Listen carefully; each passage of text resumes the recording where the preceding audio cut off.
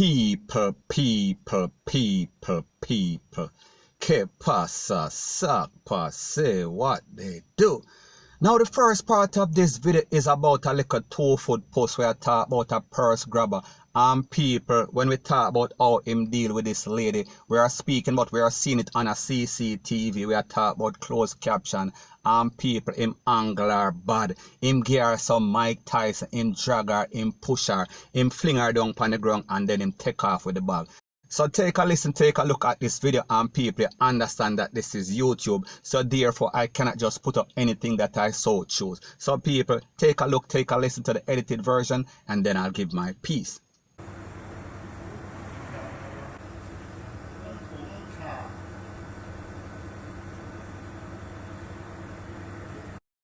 Now people, like I said before, based on the policies of YouTube, I can show you when he roll up, I can show you when he approach her, I can show you when he held on to the bag, and also me can show you when him left with the bag. However, I cannot show you the details that are too graphic.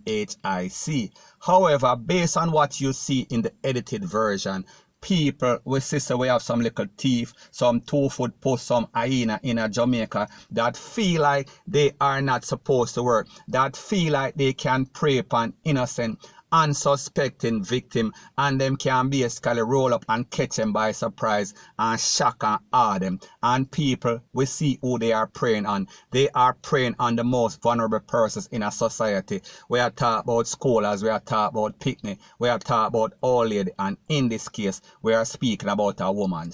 So we have to ask the question, what possessed a man to take away a woman's purse and basically grab her and push her down and lick her up and then take away her possession? People, we are talking about some new millennial, we are talking about some low life, we are talking about some SCUMBAGS.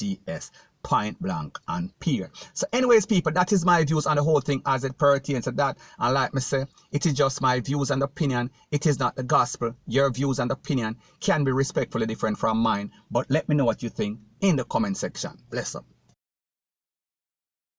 Now before I move to the next part of my video, please subscribe to my next channel. It is called Jamaica Dancehall Source. One word, don't put any space between the words. And people, this is a sample of a video that is just on this channel. And people, I am going to post a link to that channel in the description of this video. So people, take a listen, take a look, and then I'll give my piece.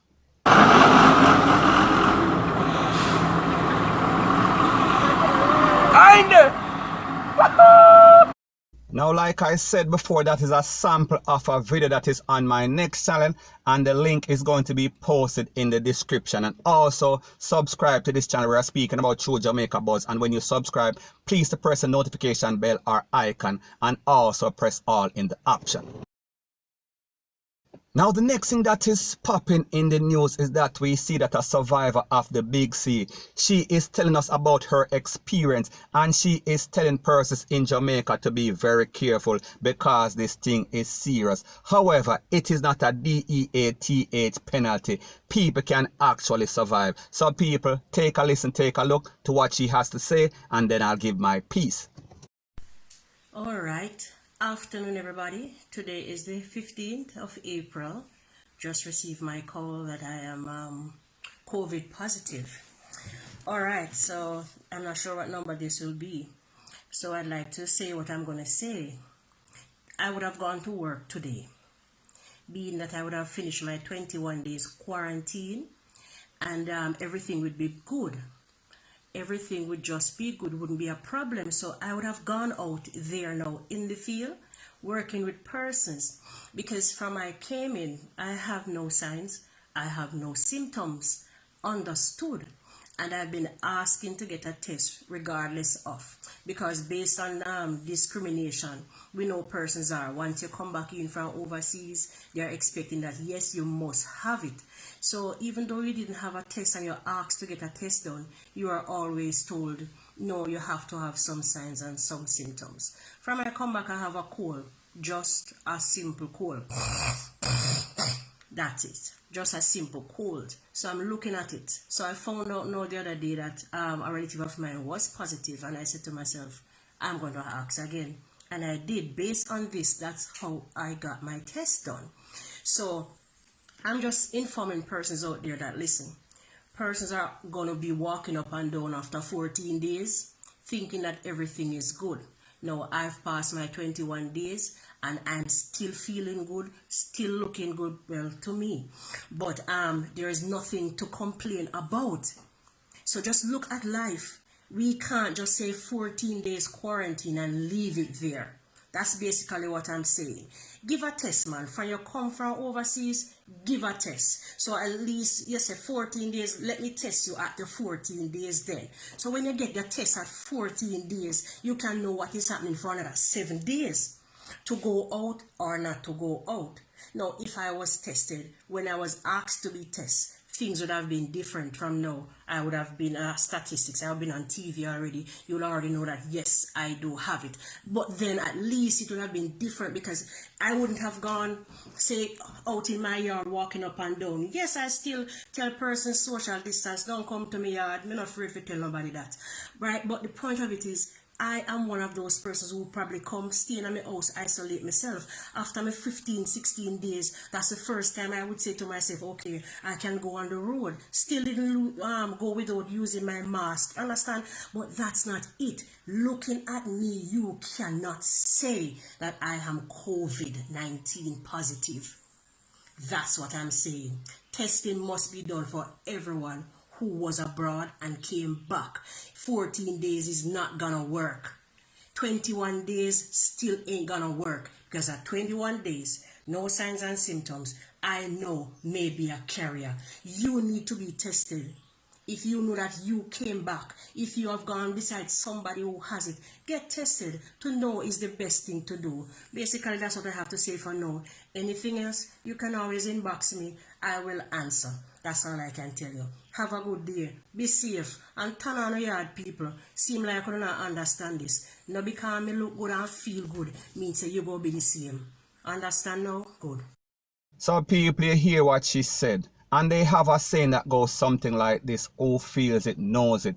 And based on her experience, it makes her somebody that knows, based on what she has experienced, what to expect. Because people, we see all sorts of experts out there, and they're saying that they're going to quarantine person for 14 days. However, this lady is making you know that you can be operating as usual. No sort of signs, no sort of symptoms. And most importantly, she is making people out there, she is sending out a message, she is sending out a warning to be careful because this thing is serious. It will basically take you out. And people, based on a lot of videos that we see circulating on social media, we see that persons, especially persons in the garrison, them take it for a joke. And like me say, it is always a joke until somebody gets hurt or somebody basically pass out. We are speaking about a friend, we are speaking about a family member, we are speaking about somebody that you know. As soon as it hits home, that is when persons are going to react.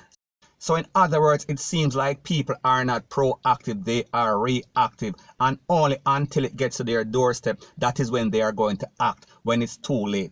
Point blank and period. So anyways, people, that is my views on the whole thing as it pertains to that. And like me say, it is just my views and opinion. It is not the gospel. Your views and opinion can be respectfully different from mine. But let me know what you think in the comment section. Bless up. So the next thing that is popping in the news is that we see that Jamaica is expecting 62 deportees that are coming from America, and they are supposed to be arriving on the 21st of April. We are talking about 2020. And it was said that these deportees were scheduled to leave on the 26th of March 2020. However, because of the circumstance as it pertains to the Big C, the government of Jamaica and also the government of US, we are speaking about ICE, we are speaking about customs, we are speaking about immigration, they came to some sort of negotiation and they basically delayed the process. We are speaking about something that was mutually agreed upon.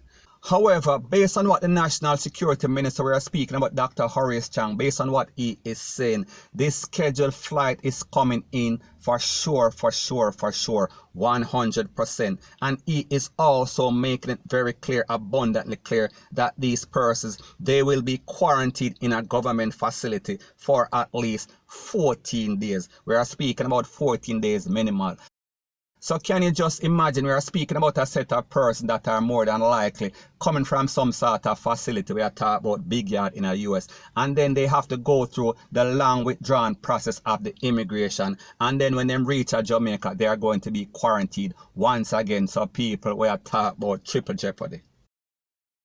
So based on what the Prime Minister Andrew Holness is saying, he is saying that between the government of Jamaica and the government of the US, they are negotiating, or they have negotiated, and they are getting resources. They are getting a significant sum of money for basically renovate. We are talking about the Fort Augustus PRISON, and it is going to be like a halfway house. So people, we say America is paying Jamaica for basically take a bow, for basically accept back any and everybody. They are making sure that there won't be any sort of delay process in the future. So therefore, they are investing in the business of PRISON. We are talking about big yard.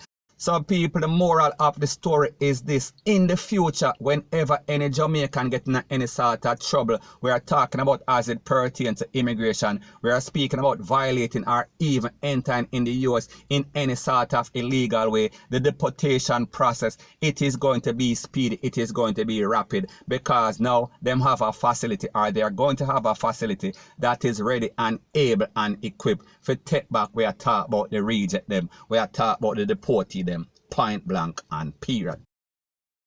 So the point that I am trying to make is that as it pertains to the big yard system in Jamaica, the justice system in Jamaica, there is no such thing as rehabilitation. It is a figment of Andrew Holness. We are speaking about his imagination, and also the Ministry of Justice. All they are going to do is take this money that they are getting from US, and they are going to keep it for themselves, and they are going to use little if any for basically run this facility. These persons won't be rehabilitated. These persons won't be compatible, and these persons won't have any sort of transition back into society. People, we are talking about everyday process. We are talking about the same old same. We are just talking about a new facility. More money are run from the US for basically dig them out faster. Point blank and period. So anyways, people, that is my views on the whole thing as it pertains to that. And like I say, it is just my views and opinion. It is not the gospel. Your views and opinion can be respectfully different from mine. But let me know what you think in the comment section. Bless up.